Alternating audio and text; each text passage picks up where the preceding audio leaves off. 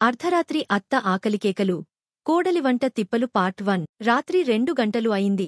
శ్యామలాదేవి అలానే భర్త రమేష్ ప్రశాంతంగా నిద్రపోతున్నాడు. ఇల్లంతా నిశ్శబ్దంగా ఉంది. కాని శ్యామలాదేవి మాత్రం అటూ ఇటూ తిరుగుతూ ఉంది. ఆకలితో ఆమె కడుపు గుడగుడలాడుతోంది.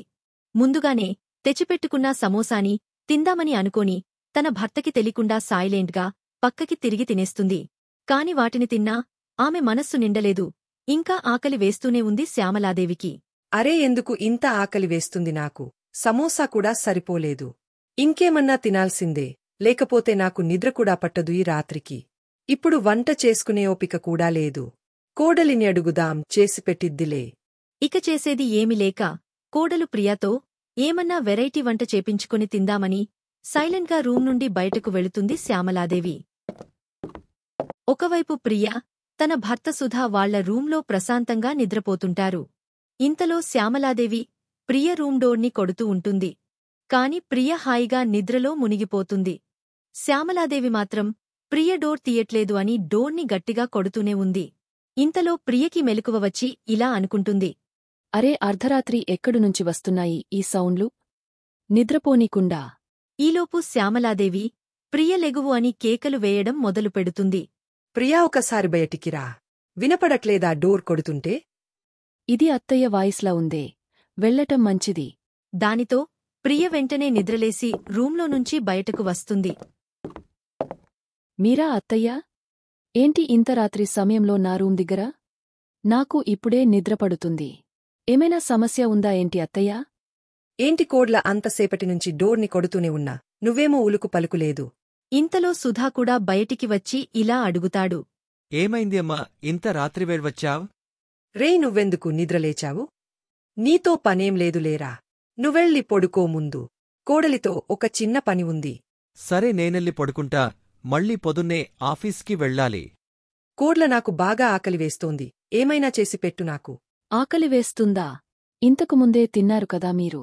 అయితే ఏంటి ఆకలి వేయదా ఏమీ? సరే చెప్పండి, ఏం చేయమంటారు?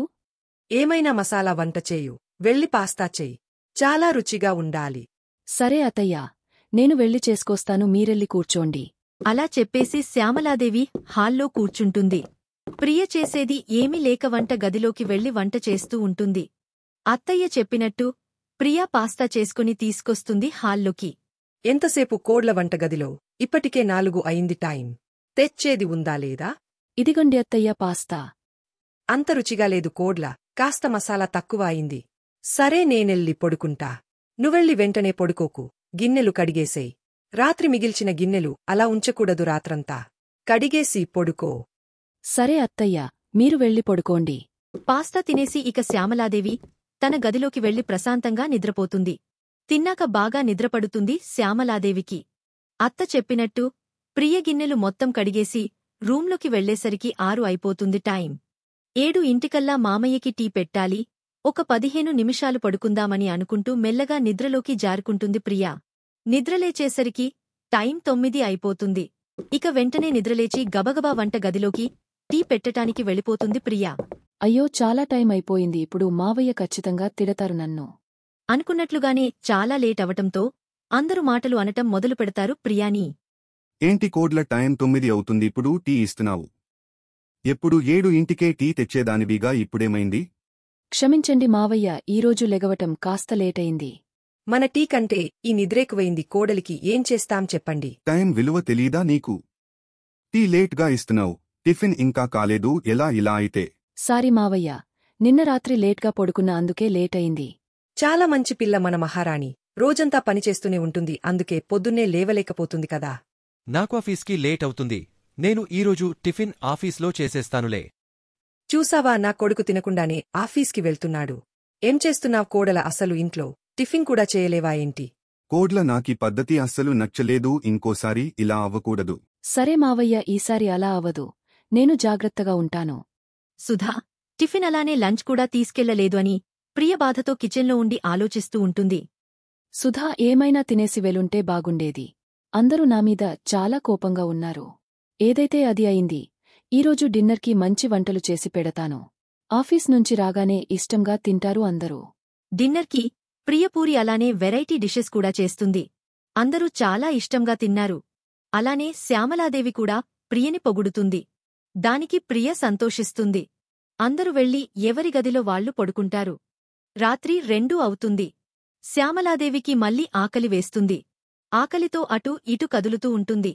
ఇక ఆకలి ఎక్కువయ్యేసరికి మళ్ళీ కోడలితో ఏమైనా చేపించుకుందామని రూం నుంచి బయటకు వెళ్తుంది శ్యామలాదేవి. ప్రియ రూం డోర్ని గట్టిగా కొడుతూ ఉంటుంది. కోడ్ల ఒకసారి డోర్ తీయి, నీతో పని ఉంది. పనులన్నీ చేసి అలసిపోయిన ప్రియ ప్రశాంతంగా నిద్రపోతుంది. ఇంకా ఆ డోర్ సౌండ్లకి, కేకలకు మెలకువ వస్తుంది ప్రియకి. మళ్ళీ ఈ సౌండ్స్ అరుపులు ఎక్కడివి? కొంపతీసి మళ్ళీ అత్తయ్య ఏమైనా వచ్చిందా ఏంటి? వెళ్ళి చూద్దాం. ఇక అత్తయ్యే అనుకుని బయటికి వస్తుంది. ఏంటి అత్తయ్య మళ్ళీ ఇంత రాత్రి వేళ వచ్చారు? ఏమైనా సమస్య ఉందా? కోడ్ల నాకు బాగా ఆకలి వేస్తోంది. ఆకలితో నిద్ర కూడా పట్టట్లేదు. ఈరోజు కూడానా? అదేంటి అత్తయ్య, ఇందాకే కదా అన్ని వెరైటీ వంటలు తిన్నారు. ఈలోపే ఆకలి వేయటమేంటి? అయితే ఏంటి మళ్ళీ ఆకలి వేయదా? అయినా ఆకలి టైం చూసుకొని వేస్తుందా ఏంటి? టైం 2 అయితే ఏంటి నాకు ఆకలి వేస్తుంది? ప్రశ్నలు వేస్తున్నావ్. చెప్పింది చేయటం నేర్చుకో, ఎదురు ప్రశ్నలు వేయకు. నా ఉద్దేశం అది కాదు అత్తయ్య. సరే చెప్పండి, ఈరోజు ఏం చేయాలి మీకు? పన్నీర్ ఉందిగా ఫ్రిడ్జ్లో, ఈరోజు పన్నీర్తో ఏమన్నా చెయ్యి. నిన్నటిలాగా మసాలా తక్కువ వేయకు. మంచిగా టేస్టీగా ఉండేలా చెయ్యి, అర్థమైందా? ప్రియకి వంట చేయమని చెప్పి హాలు కూర్చోటానికి వెళ్తుంది శ్యామలాదేవి. మళ్ళీ వంట చేయటానికి కిచెన్లోకి వెళ్తుంది ప్రియా. అరే ఏంటి ఈ అత్తయ్య రోజు అర్ధరాత్రి ఆకలి అంటుంది? తానే ఏమన్నా చేసుకోవచ్చు కదా. నా నిద్ర మొత్తం పాడుచేసి వంట చేపిస్తది. రోజంతా ఎలా చేస్తుంది అని కూడా ఉండదీమెకి. ఎంతసేపు కోడ్ల అయిందా లేదా? అయింది, వస్తున్నా అత్తయ్య. ప్రియ పన్నీర్ రైస్ చేసుకొచ్చి శ్యామలాదేవి ముందు పెడుతుంది. శ్యామలాదేవి రైస్ మొత్తం తినేసి ఇలా అంటుంది. ఈరోజు చాలా బాగుంది కోడ్ల పన్నీర్ రైస్. మసాలా అదంతా కరెక్ట్గా సరిపోయింది. చాలా మజా వచ్చింది. సరే నేనెళ్ళి పడుకుంటా, ఇంకా నువ్వెళ్ళి గిన్నెలు కడిగేసి పడుకో. సరే అత్తయ్య, మీరెళ్ళి పడుకోండి. పన్నీర్ రైస్ మొత్తం తినేసి ఇక రూంలో పడుకోటానికి వెళ్తుంది శ్యామలాదేవి. నిన్నటిలానే తిన్న వెంటనే భలే నిద్రవచ్చేస్తుంది శ్యామలాదేవికి. మరోవైపు ప్రియ గిన్నెలు మొత్తం కడిగేసి పడుకోటానికి వెళ్తుంది. అప్పటికే టైం 6 అయిపోతుంది.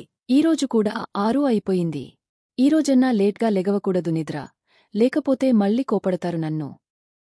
కాసేపు నిద్రపోదామని మెల్లగా కళ్ళు మూస్తుంది ప్రియా. ఇంకేముంది, టైం 9 అయింది. కాని ప్రియా ఇంకా నిద్రలేవలేదు.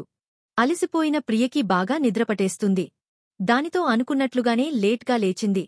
ఇక గబగబా కిచెన్లోకి వెళ్లి ముందు టీ పెట్టి అందరికీ ఇస్తుంది. అయ్యో, ఈరోజు కూడా లేటైపోయింది. ఇంట్లో వాళ్లు మళ్ళీ తిట్టటం మొదలు పెడతారు నన్ను. నాకేమనిపిస్తుంది అంటే ఏదొకరోజు ఈ అత్తయ్య ఆకలి నన్నే తినేస్తుంది. ఎలానో ఈరోజు కూడా అందరూ నన్నే కోపడతారు.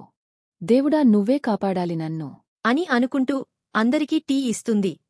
కోడలా, ఈరోజు కూడా ఆలస్యంగా లేట్గా తెచ్చావా? ఇది నిత్యం అలవాటైపోయింది నీకు. ఏం జరుగుతుందసలు ఇంట్లో? మహారాణి రోజు కూడా లేట్గా లేచింది ఏమో. కోడ్ల ఈరోజు నా కొడుకు తినకుండా వెళ్తే మాత్రం చూడు ఏం చేస్తానో. వదిన, నిన్న నేను లంచ్ బాక్స్ తెస్కెళ్లలేదు. ఈరోజన్నా మంచిగా చేసి పెట్టవా? ఈ పిల్ల అందరి కడుపులు మార్చేస్తుంది. వంట చేసి పెట్టటం కూడా రాకపోతే ఎలా అసలు నాకు అర్థం కాదు. ప్రియ ఏం మాట్లాడలేక సైలెంట్గా ఉండిపోతుంది. కాని ప్రియకి అర్థమవుతుంది ఇంట్లో అంత ఈసీగా ఉండదు ఇకనుంచి అని. మధ్యాహ్నం వంట పనులు చేస్తూ చేస్తూ సాయంత్రం డిన్నర్ కూడా లేట్ అవుతుంది ప్రియకి. ఇక రమేష్కి కోపం బాగా పెరిగిపోతుంది. ఓ కోడ్ల, ఇప్పుడు డిన్నర్ కూడా లేట్గా తెచ్చావ్. ఏమంత పనులు ఉన్నాయ్ నీకు, అన్నీ ఇంత లేట్గా తెస్తున్నావసలు? ఈ మధ్యని ఈ పద్ధతి నాకు కొంచెం కూడా నచ్చట్లేదు. వదిలేయండి, ఈ ఇంట్లో గౌరవం లేదు మనకి. అందుకే ఇలా అన్నీ లేట్గా తెస్తూ ఉంటుంది. ఈ కాలం పిల్లలు మాట ఎందుకు వింటారు? ఏమైంది వదినన్, వెప్పుడు ఇలా లేవు. ఎప్పుడూ టైంకే చేసి పెట్టేదానివి, ఇప్పుడేంటి ఇలా?